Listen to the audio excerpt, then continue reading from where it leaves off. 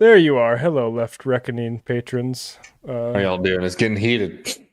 It is, yeah. I mean, all sorts of reasons. I mean, yeah. Well, we won't get into everything, but I do want to hear about this Constitution NFT thing. So apparently, some crypto guys decided that they want to decentralize a founding A document centralizing document. of our country. By decentralized, I mean own, in a way that they could, I, I guess it is like it's all. This is the thing. Sorry to get off track, but like the fucking art stuff of this, Creative Commons posted this thing recently on Twitter about how that artists are using NFTs, and it was like clearly like just look into this. And it pissed me off because like NFTs is like the fixation on ownership kind of, Hmm. and like that's the problem with art at large, even before all this crypto shit, right? Like contemporary art is just money laundering. It's just to give someone something for rich people to put in their house, and then you can go buy a house with that money they gave you. Like, I'm not impressed by a lot of this shit. I'm not impressed by a lot of anything made in the past 5 years. That will be that a rich person pays for $70 million. I think it's probably bullshit. Hmm.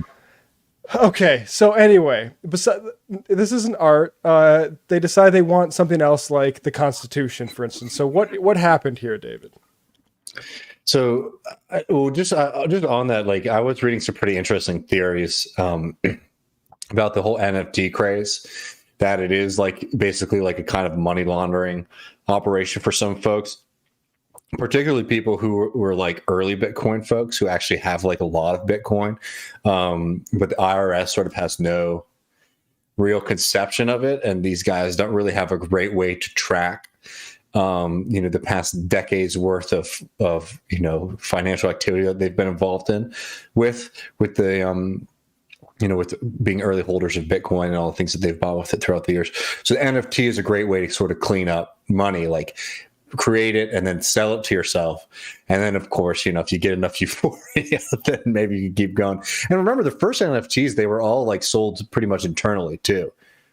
Oh, oh yeah, like the Yeah, a lazy lot of line. like I mean, God, Jesus Christ, I want to talk about how like exhausting all this shit has been. It's only been going on for a few months now, really, at the rate that we've been seeing. And like the really early ones were a lot of them were like sort of proof of concept for folks. But anyway, let's get to this one because it is fun.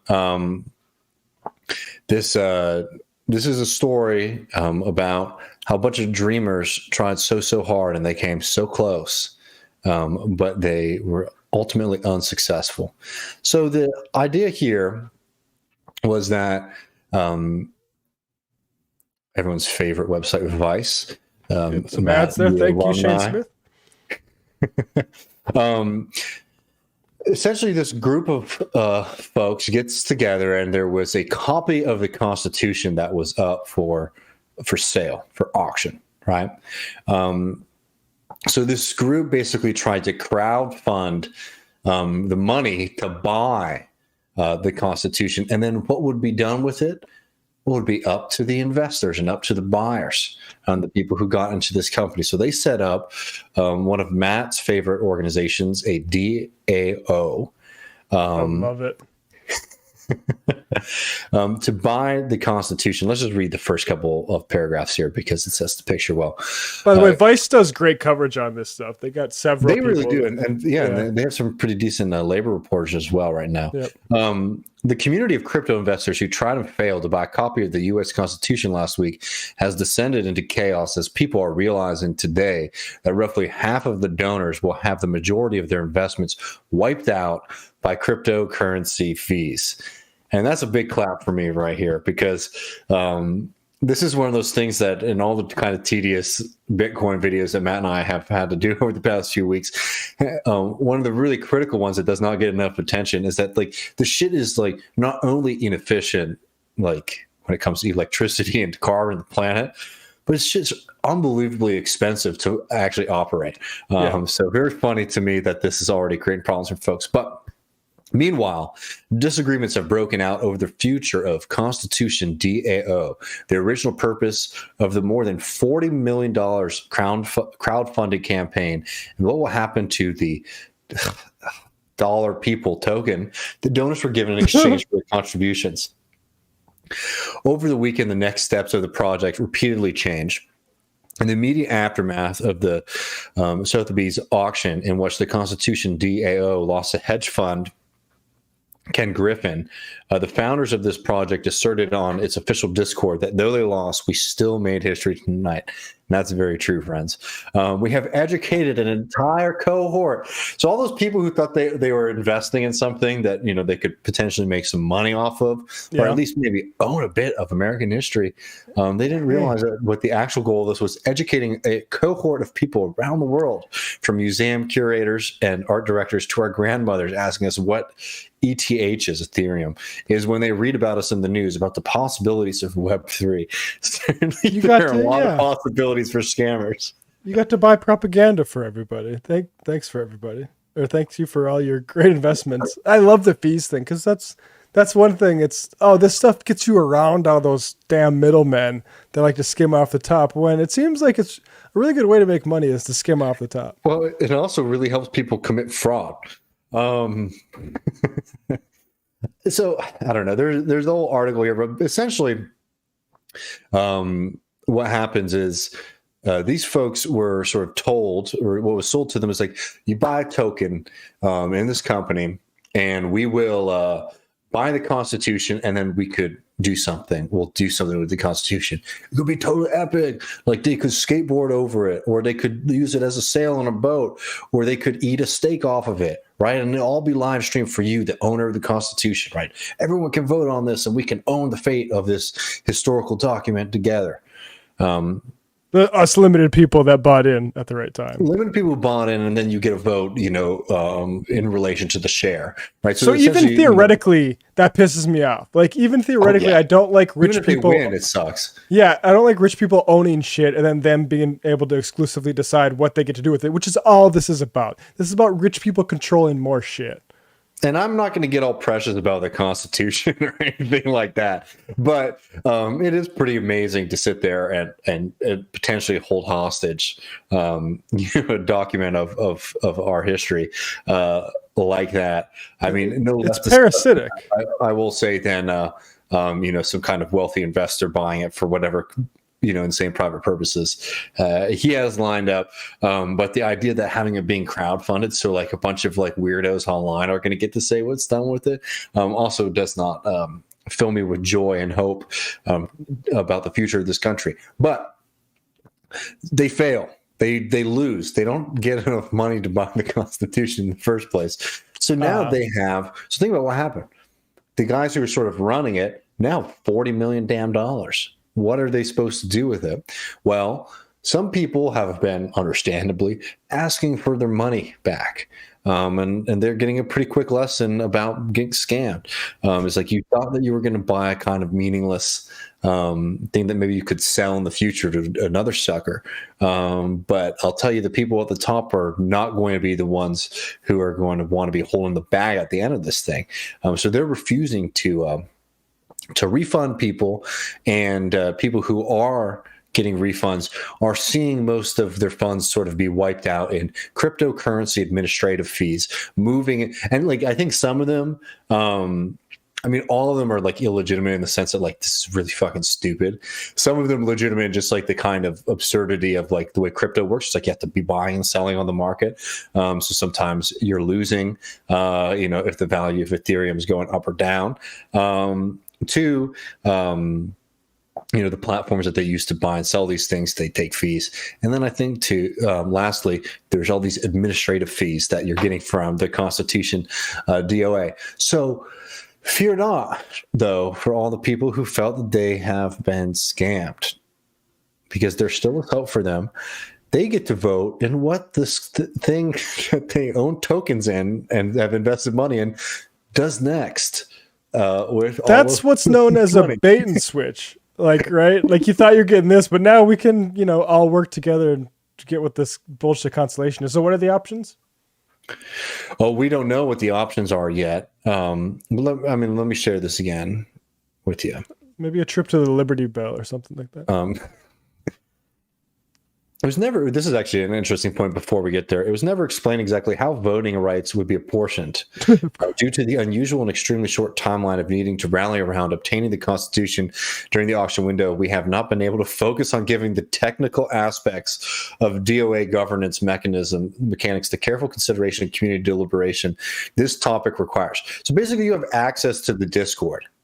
They have a Discord associated with the project, and you can access that's all this Discord, stuff, yeah. and that's basically about as far as your rights and privileges go. So all the people who send us messages about, oh my Lord, Matt and David, like you might be right about Bitcoin, but you're so wrong about the DOA, which is the future of truth in business. The future, yeah. It's a really great way to separate people from their money. And remember, crucially, Constitution DAO repeatedly said that donors were not buying a fractionalized share of the Constitution, and that individual donors would not own part of the Constitution. They would merely have a say in where it was displayed, etc. Constitution DAO also said that donating to the project should not be looked at as an investment, except for the fact that it was very heavily marketed as an investment. It's like all these people are just giving them money for fun. Oh my God. That is so funny. You idiots. Yeah, I mean, it gets, I mean, it's just the further you go into the story, the more tedious it becomes and the sadder it starts to get because it's lies and scams all the way down. Well, I don't want to move on from basically people, because this is the big thing, because people were spending a lot of money on these. They were selling like crazy. So again, like this, we were talking about earlier, just like this is what happens with like speculative assets. I mean, let's not forget here, like we are so far away from reality at this point. I mean, what I mean by that is like there is labor that is necessary to have your electricity on, to feed us, to do all these things. And billions of people, contribute to that process every day. But where the money is starting to go to is this shit that is just completely in la la land. Yeah. And dollar people, or whatever you wanted to call it, went from being a hypey DOA token to orphaned and totally useless to potentially valuable again within a 24-hour period. Its future is still very much uncertain, but people in the Discord are still very angry, wondering if this is a scam and wondering if people will still skyrocket in value because of the apparent historic nature of it as a part of a failed meme to attempt to buy the Constitution. Oh my God, bro. No, it's not gonna, that's the thing is like, you can't just admit to yourself that you fucked up trying to flip the shit. You have to like imbue it with some sort of meaning. So first it was the Constitution, and now it's that you didn't get the Constitution. No, you fucked up. You guys fucked up. That sucks. And I mean, that is like the Discord thing. All the NFTs you're seeing, like I don't know if Lazy Lions particularly did this, but like the other ones that I've been seeing around, like it's all just like, this is how we can amplify it on social media to get the most amount of impressions on this stuff. And that's how you get, the actual, and doing the ridiculous stuff, like that Lazy Lion guy, like honestly, that helps his marketing that we played that shit on this show, I think. Oh, absolutely. I mean, that's the sad aspect of this, but I just wanted to do this just because we have done enough that we can do the technical aspect here, Matt. I think you're going to love this. Okay. Look at this, gas fees. This is before, in its How to Donate video, a member of Constitution DAO recommended that donors add, quote, recommend adding about $150 to $200 more than you would like to contribute to their donations to pay gas fees, which are transaction fees on the Ethereum network. Motherboard contributed a small amount of money to the project to see how this would play out in practice. Here's how it worked. Constitution DAO accepted only Ether, the token on Ethereum, For someone to convert US dollar to S people tokens, the process had several steps. First, we had to buy Ethereum on an open exchange. We used Coinbase. We bought $200 worth of Ethereum. Coinbase took a $3 fee. Then we had to send the Ethereum from Coinbase to a MetaMask crypto wallet. Wow. To do This is this, so we revolutionary. had to pay a $12 network fee. Then we had to send the Ethereum from MetaMask to Juicebox, so-called gas fees, very widely, and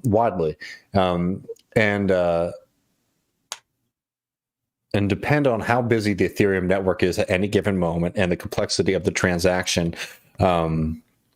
Sorry, I'm losing myself in this. Right now, gas fees on Ethereum are very high, and a highly complex operation could end up costing hundreds of dollars in fees. In our case, we paid a $75 gas fee, contribute roughly $70 to the project.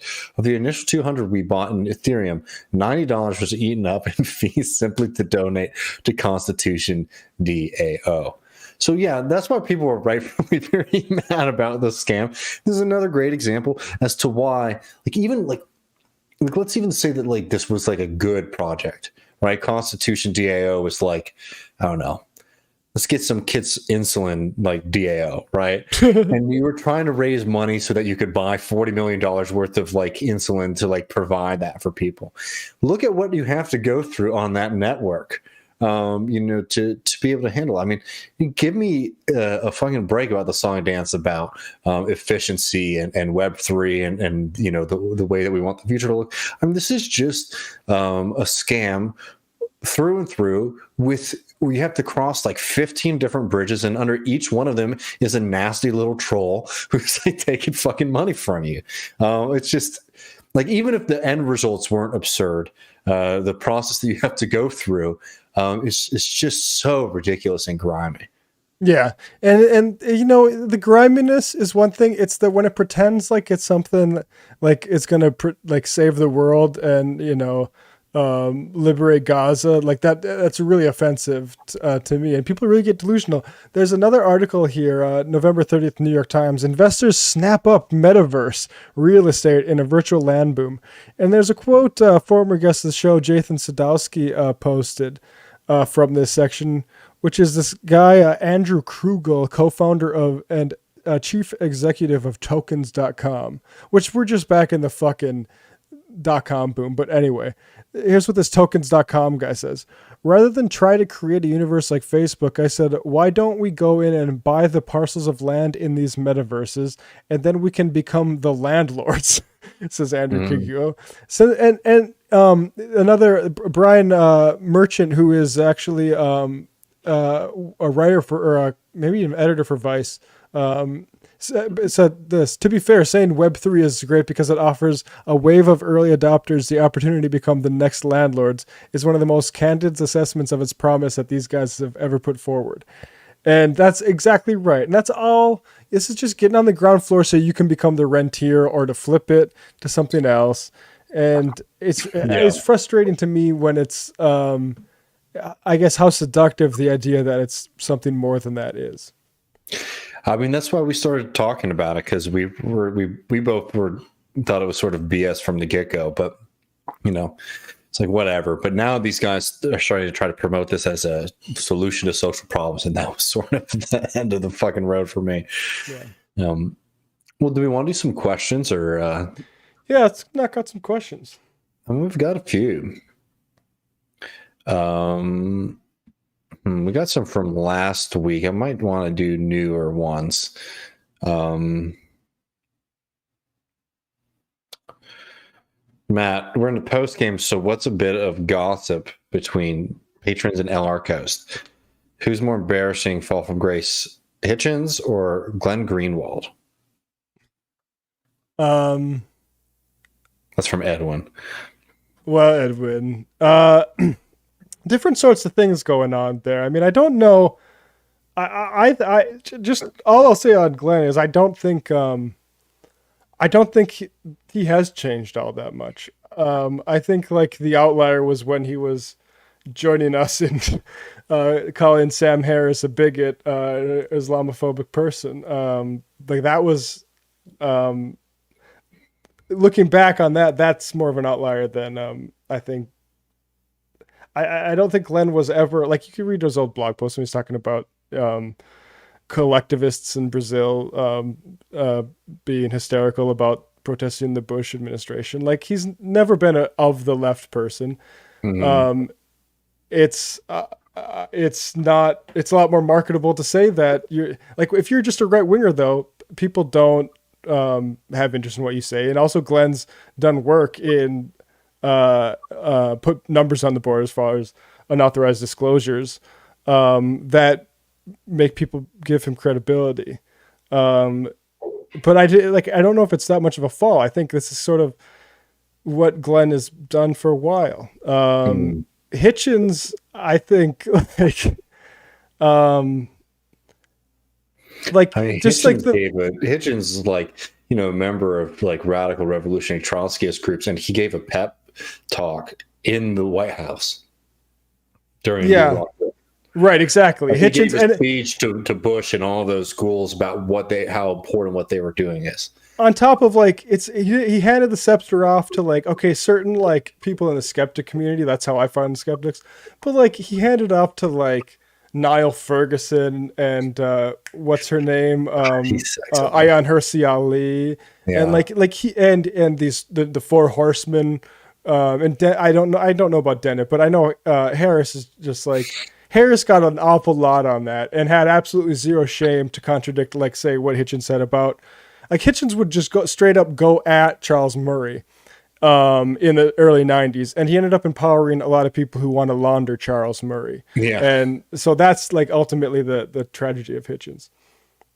Yeah. I mean, I think I agree. Glenn is like somebody who I've been, defended for a while. I don't understand some of the game there, but I do think I don't understand some of the motivation sometimes. Other than I think frankly, there's a lot of it that's just personal. And frankly, like, I don't know, man. I understand on a certain level. Like, I've just seen this happen to people where like you can rightfully like criticize like American liberal politics and like liberal culture, because it's like it's absolutely exhausting and it pisses me off. But I don't know, like, there's some people who I think just like sort of go like I don't know, they get like stir crazy with it. They get fixated on it. And it's like, this is the outgrowth of just like a really empty political system. And to sit here and act like, I don't know, like liberalism is extremely bad and it's a bad ideology. Yeah. But like to get into such a point where you're like, I don't know, where you're just sitting. I mean, again, like Glenn's not like a socialist or a materialist, right? Frankly, he's an idealist. So like maybe that's just like a complete difference in opinion. Just to sit here and think like the big problem right now is like liberal like culture. I mean, like, fuck, man, like, I mean, I don't have anywhere near the profile that Glenn does, but like, the Russia shit pisses me off. I mean, I got put on those fucking lists when I was just like a young kid, barely getting by, writing random pieces for Counterpunch, right? Like, it's personal to me too.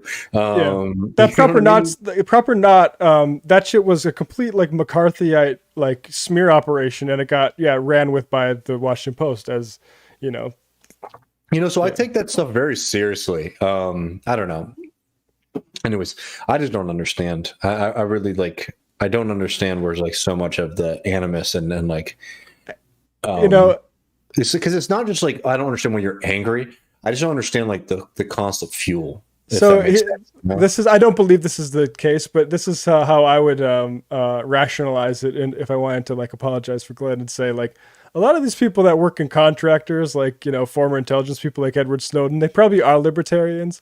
So like, if you want to keep your inbox going, it's probably culturally like, that's the thing is about Glenn is you But I can't mean, Glenn's married to someone in Pasal.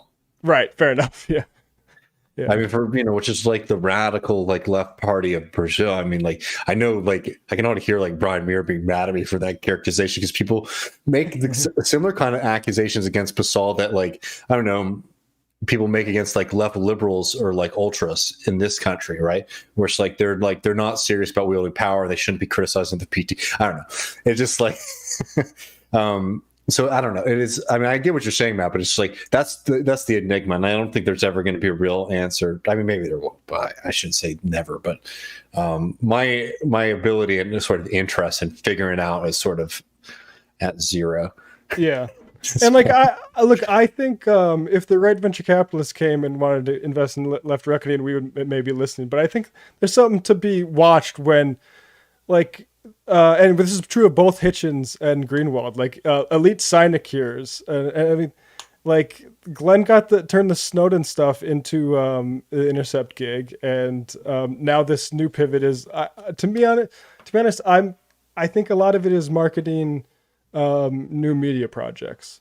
Yeah. And that's what kind of, I guess, I think we are in maybe they're just definitely, elites want a crackdown in speech. And I think like we need to be serious about how we coordinate a response and preparations for that.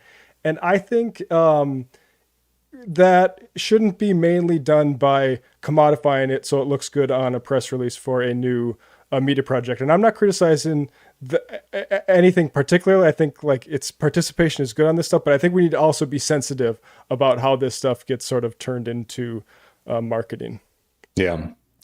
And just noting for people who joined us recently, if you want to get questions in, go to the Discord and you can @mod in the live discussion chat so that you can get your questions read while we're live.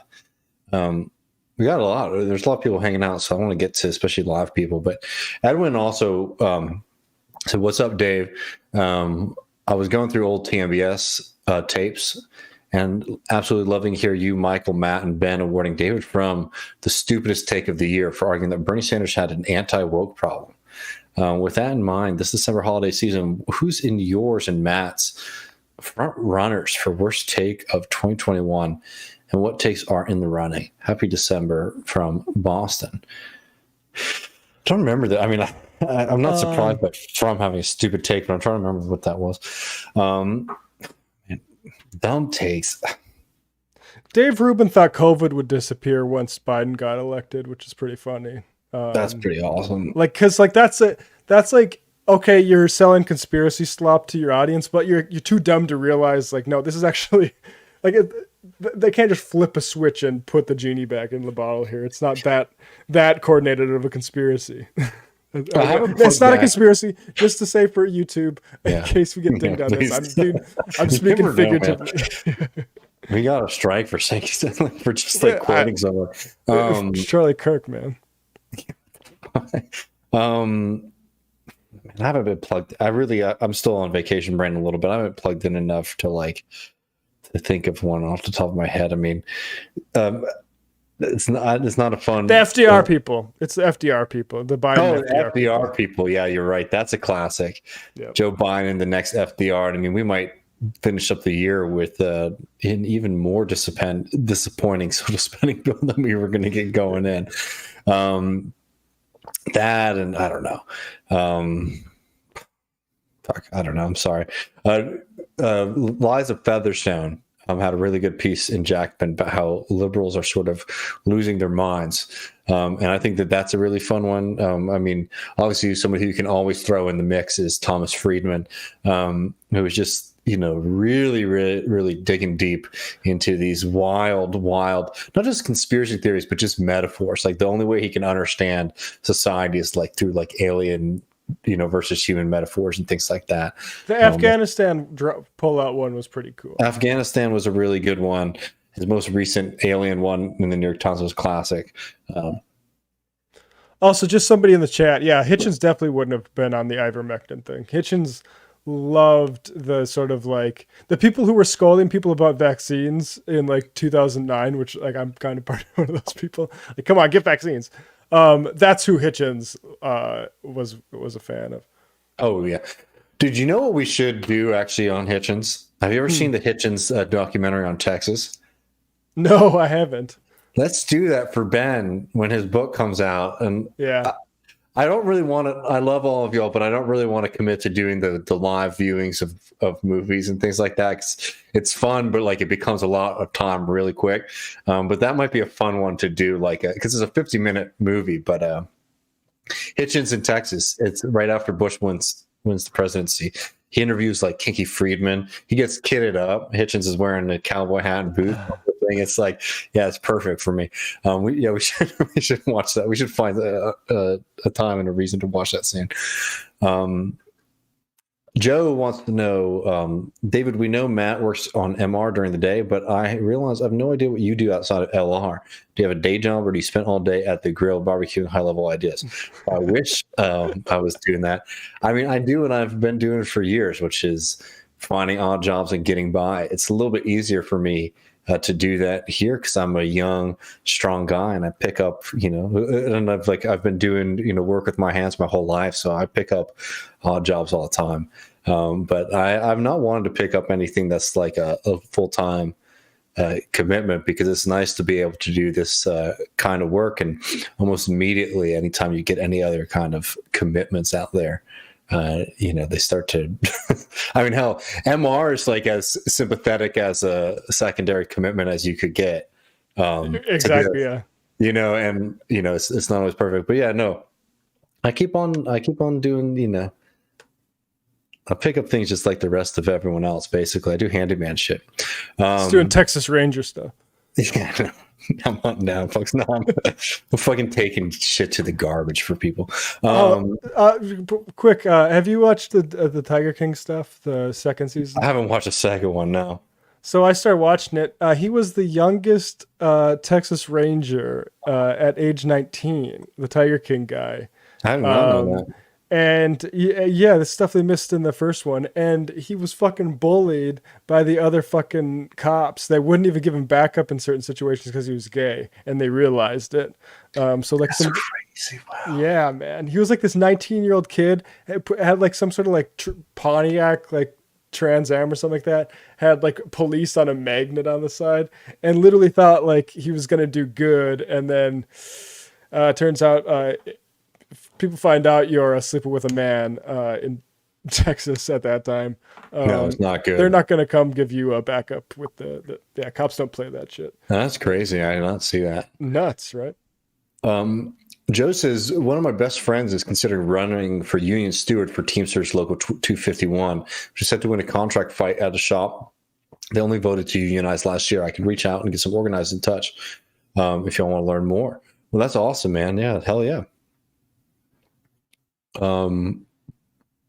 Tim says, my brother and I grew up in a Catholic house. We both broke away from religion, but he seems to have been quite captured by the upbringing to this day. He listens to the Atheist Experience, Bill Maher, and Maddow nowadays, and has read Hitchens for a while and the other Four Horsemen. Disagrees most with Sam Harris and stopped listening to Joe Rogan, so that's nice. I'm trying to help him shift his focus from religion to the foundation, capitalism, that makes religion a necessity for some people, since it is a powerful coping mechanism. I don't think I can get him straight to Lenin. Haha, what do y'all think? He's really into audiobooks. Sorry for the long message. I mean, honestly, like if you already have him in, if he's already into some of the atheist stuff, I mean, Young Hitch might be helpful in that, because he's very much against that kind of way of thinking, but though it doesn't pepper his entire worldview as much as it did later. I don't know. Oh, who might be fun for him is Rick Roderick. You know Rick Roderick, Matt? No. Rick Roderick is the great philosopher of West Texas. No, he was a professor of philosophy at the University of Texas, then I believe at Duke. Just one of the great American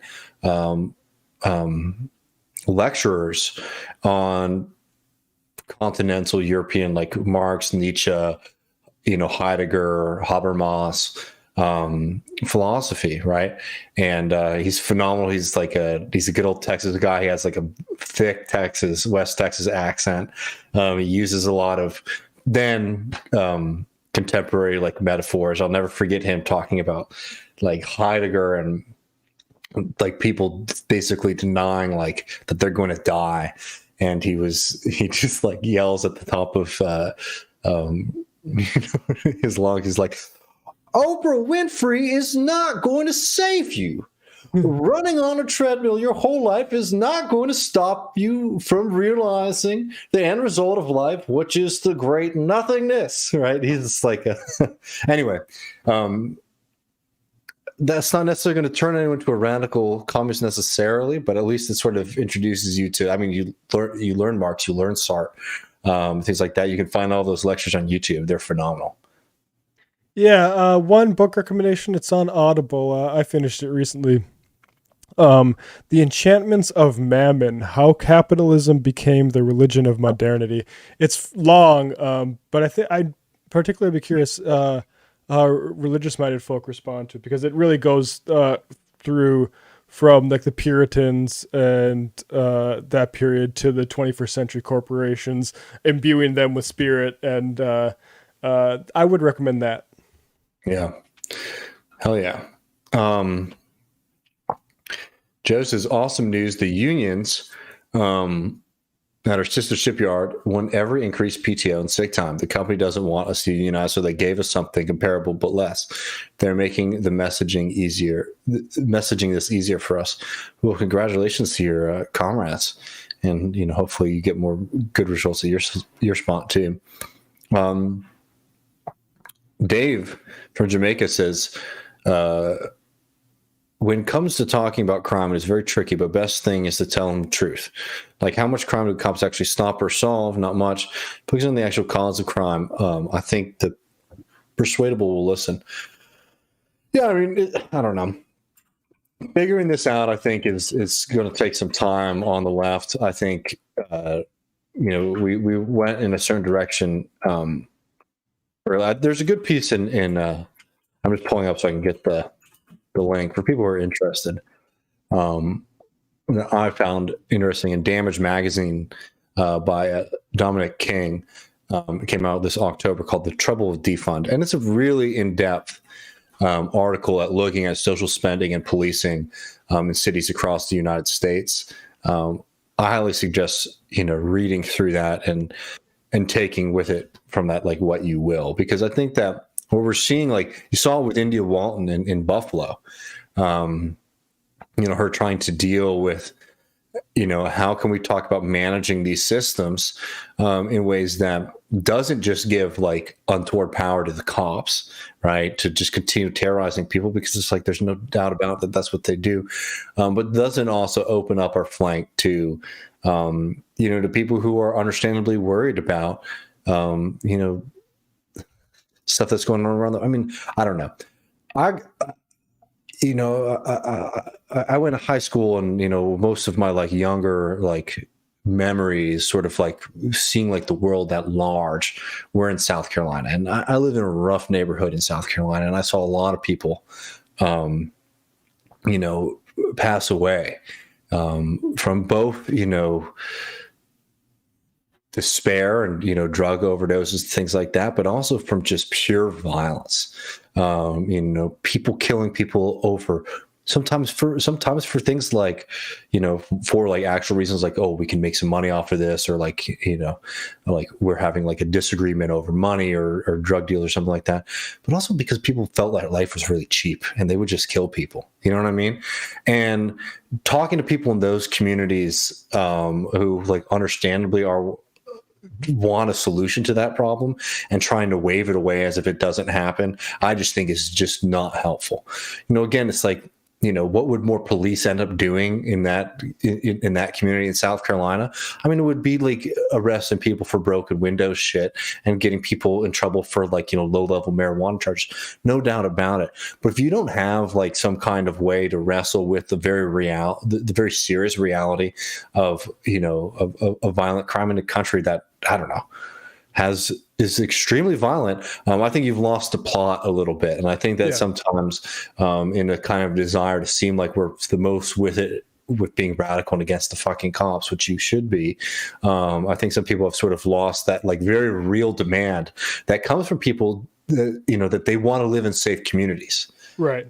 Yeah, there was a recent one that Crowder tweeted out. A bunch of people loading up vans and driving off. And you look closer, they're throwing detergent into the vans, a whole bunch of it. And you realize, like, that's not like badass what's happening, right? Mhm. In no situation like it's badass. People are driven to necessity of there's a market for detergent at a cheaper price than people can get in stores, right? Like Mhm. and that like you have to be able to like actually find the tragedy here and not say like, oh, this is actually good, right? That's Mhm. just incredibly lazy. Nobody wants to be uh, even protesting in the streets, let alone looting from department stores. So, I mean, like also like talking to people in other countries, socialists and leftists in other countries too. I think can be pretty clarifying.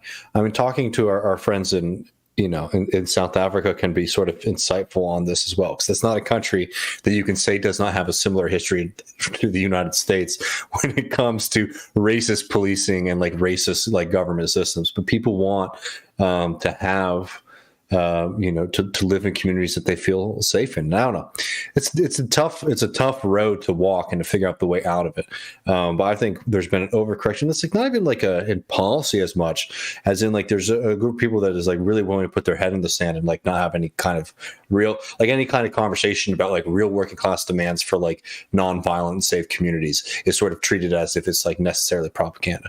There's a lot of propaganda out there. I mean, the shoplifting shit in San Francisco is a great example of that, right? Where everyone's acting like, yeah, I mean, one like kind of incident in San Francisco is just sort of being broadcasted across the country. But again, it's like just because the right is trying to ramp up fear about crime to fit their narrative doesn't mean that we have to respond to it by like shining light about why their shit is nonsense and not lying yourself and acting like certain things aren't happening either. I don't know. Yeah. Yep. Dave says, never feel bad for crypto bros. They're annoying. Old Dr. Ben did blame his wife for buying, I think Carson, for buying expensive furniture at his office. Another goofy story was he was being robbed in a fast food line and telling thieves to rob the other guy in front of him. Yeah, actually, he did the Jedi mind trick, which is to defer the victimhood onto somebody else. That's awesome. And just tell that to somebody so good. Cardboard says the return of the Griscom economic minute made me nostalgic. So I have an economics question. Marxists often say that capitalism contains the seeds of its own destruction. What does this mean to you? I mean, so what people tend to mean by that is like the tendency of the rate of profit to fall, and that like as a part of the competition process that capital can sort of consume so much,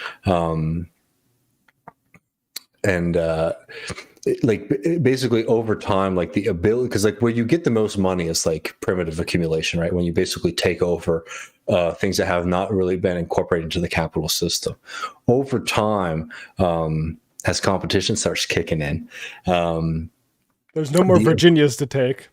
The ability to extract as much profit out of that system starts to decline.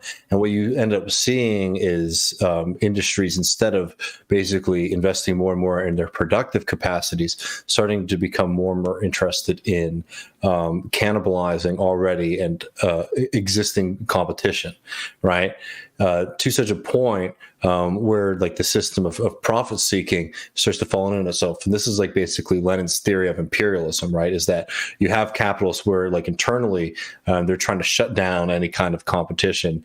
And if they were to just sort of remain within their own kind of closed ecosystem, that system would start to collapse in on itself. So they have to always try to capture new markets to incorporate into the capital system.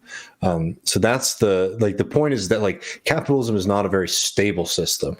It's a system that like under its own mechanics is always sort of undoing the basis and undoing the stability on which it like sort of has like grown itself up into. And it sort of needs just like mass amounts of kind of, I don't know, violence and destruction to maintain itself. Is this related to like speculative like Bitcoin, for instance? Like, I mean, I think in a sense, right, where it's like, but that's like moving the crisis of capital around is the way that some people talk about that, right? Where it's just like so like there's the problems within like the industrial like mode of production, like the actual system that like creates the products that we have, and to sort of deal with that contradiction is you can sort of put it off through financialization, right? Because it always is sort of moving that crisis, like that lack of profitability somewhere. You can just sort of move it, constantly. But the point is that sooner or later, it starts to reappear, right? The fact that like you sort of undermine your consumer economy, for example. So then you have to rely on debt, credit card debt, and then most notably in the United States, like mortgage debt to sort of like fix that kind of fundamental problem in the system. So, I mean, one of the worries right now is that, like, this isn't even Marxist. Like, they call it like, when it comes to like monetary policy, like putting discipline on the system, as we were talking about earlier with the Volcker shock, where like the only things that when you have really high interest rates, the only thing that you invest money in is things that are like surefire and extremely profitable. Like your appetite for risk is really low if your interest rate is high. The opposite, it's not really the case with low interest rates. In fact, it's sort of stupid. You have the feeling like it's stupid to sit out on taking a bet on something. I mean, I don't know, like think about like a gambler, right? Like if the entry, the ticket to play the lottery is like really, really high, you're going to think more about it, if you want to invest your money in it versus if it's extremely low and you feel like a sucker for like, I don't know, not giving a quarter to potentially win $100,000. Right. Like that, right. So we're in a situation where like the entryway into sort of speculative activities is really low for people who have connections. And what that means is that like a lot of this stuff is just really shaky. And it can continue to sort of sustain itself because money's really cheap. And there's not a lot of responsibility on the other end right now. I mean, that's why we're seeing like the Theranos or even the WeWork. I mean, the big companies that we've seen over the past few years have really been. I mean, Tesla's another. I don't know. Like venture capital in general, honestly, like the way, like you look at like the return on investment for that as an industry, it's incredibly small. They're all just trying to get a stake in the future Tesla or Uber or something, future monopoly or or would be monopoly. Matt Hatter says, appreciate the gem. And also the bad. Yeah, hell yeah. Bring back the bad featuring Tulsi. I've been rewatching TMBS 66 before LR went live. And in it, Michael asked Professor Wolf, that's funny, I remember, Beatles or Rolling Stones? The good professor answered Beatles. So David, Matt, Beatles or Rolling Stones? And follow-up question, is John Lennon a comrade? No, I don't think so. I don't think so about Lennon. I pick... I mean, for me personally, I prefer the Stones. Do you really? Just to listen to. I understand the Beatles. I had a Beatles phase in high school, but I gotta say, like, I'd rather listen to like Jumping Jack Flash or something or Street Fighting Man than any Beatles song. I think like the Stones can rock. Both those bands, I think, I put behind Led Zeppelin and all three of those bands behind Pink Floyd. Yeah, I was never too into to Floyd. I mean, if I'm being honest, I think it has to be for me the Beatles. Just like I don't know, being honest as to who I have listened to the most. But let me see. I want to just share while we're on this. God, I hate that this has no relation to the person tweeting it. The guy tweeting is a real scumbag, but I don't know. This is funny enough. Mick Jagger was just in Austin talking about the Stones, and he took a pretty iconic photograph out of a very, very famous honky tonk out here in Austin called the Broken Spoke. I just want to share it because it's fun. Anyways, Chip Roy is a real shithead congressman from out here, but yeah, there's Jagger outside the Broken Spoke having a beer outside. So apparently, because they had a big concert here recently, and it seemed like fun. But yeah, I don't know. I go Beatles, man. I agree with the great professor Richard Wolff, my mentor. Yeah, I mean, Beatles are good, but I don't know. Yeah, Why My Guitar Gently Weeps. That song I rips. mean, like again, this is I'm not even making a statement as to which one I think is necessarily better. It's just like I have not had a big Rolling Stones phase. I did listen to the Beatles. Right. See, I had a big Rolling Stones phase while I was in London. I listened to Rolling Stones' greatest hits. So Oh, that's like, awesome. yeah, Yeah, it sort of imprints it in you a little bit like that. I mean, obviously, I know the songs and like they're killers for sure. Um, Also, you know who no one talks anymore about is the Who, and I tried to get into them, and I gotta say, I don't think it ages that well. I think some of it's good, but oh like Pinball man, Wizard, see the Who out of all three of those. That's the one. I know Pete Townsend. I've met Pete Townsend many a times. But that might be a story for later. no But yeah, shit. Holy yeah. crap! I've met Pete Townsend many times. I've played guitar with Pete Townsend. So Wow. uh, yeah. I'll tell you about that later. It's a good story. Oh shit. All right, we got two more. Kowalski says, Matt, what is something about New York City that us prairie folks wouldn't understand without living there? Oh, that's a good question. I honestly think like the big difference is just being around different cultures. Like it's pretty like experiencing a different culture in the at least the plains I'm from is like oh there's some like tribal stuff going on here. Mm-hmm. That's the only frankly the other time. Again, like remember, a lot of people haven't experienced that either. Right, exactly. That's true. But like that Yeah, is yeah. the only time you're like I had ever been like outnumbered culturally was that in those such situations. So I mean that experience is probably one thing that people just can't really understand without experiencing it.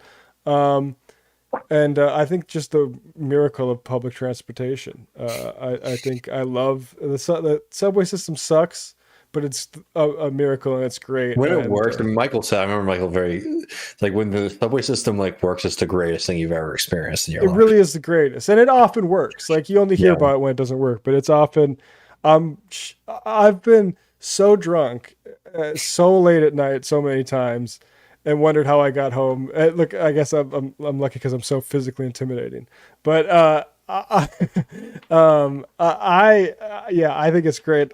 That's why I moved to New York. Actually, over I got accepted to Pepperdine in Malibu and NYU, and Oh I chose damn. NYU because I wouldn't need a car, and I would still probably make the same decision for the same reason now.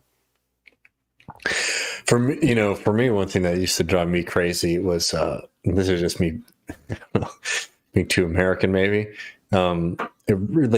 Like it's not just that like I didn't like it, it made me really uncomfortable. It was like going to like a CVS that like wasn't supposed to be a CVS. Like going to repurposed buildings like really fucked me up. I don't know because like a Taco Bell, like they so many of those like That's they were built to be a Taco Bell, right? Or like a CVS was built to be a CVS. Going to some building that was originally something else that they've just moved the shelves into, like really freaked me the fuck out for a long time.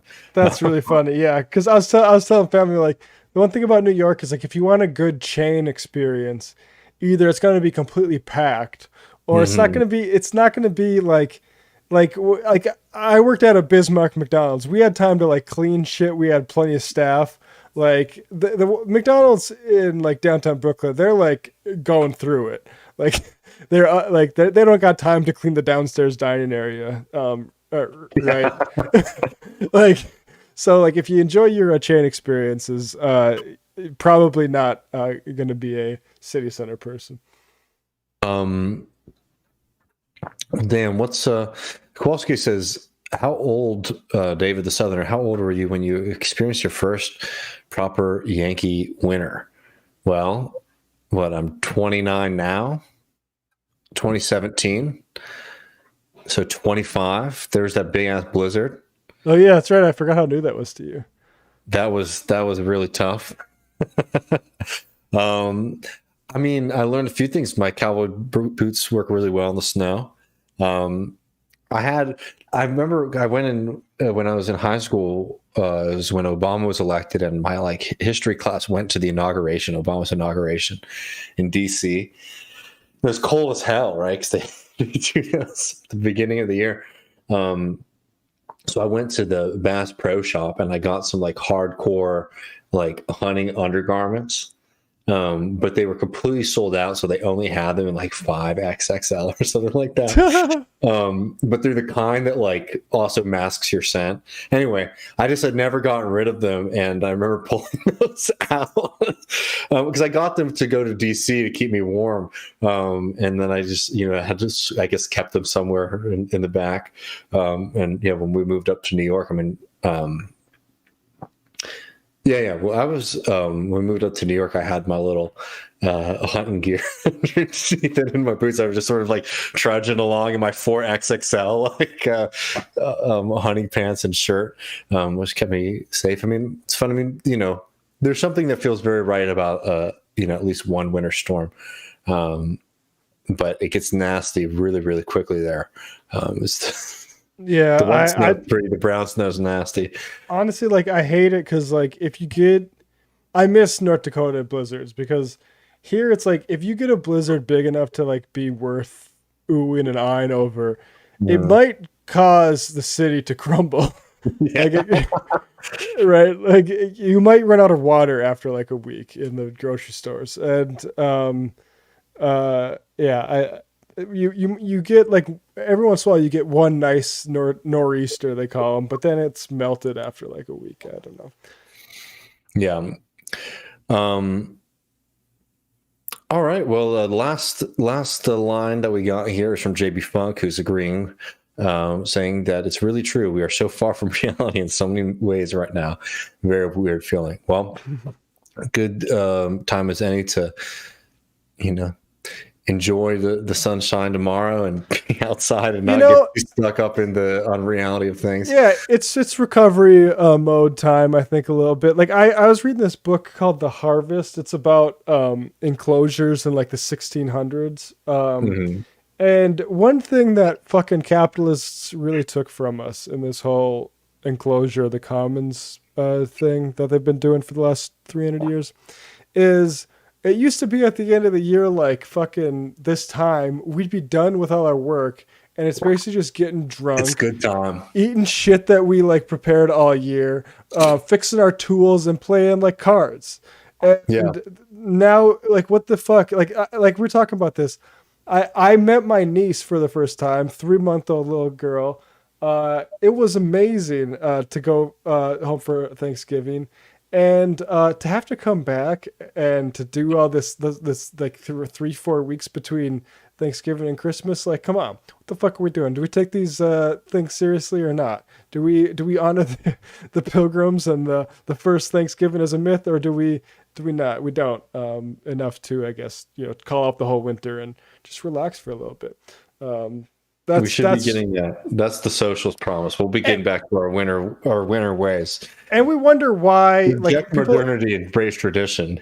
And it's not even tradition. It's like fucking bears, right? Like, why do people like bears so much? Because they're jealous of the hibernation. Like, let's be real. That's the main thing that people are like think about with bears. So I love it. Well, everyone start carving out your dens now.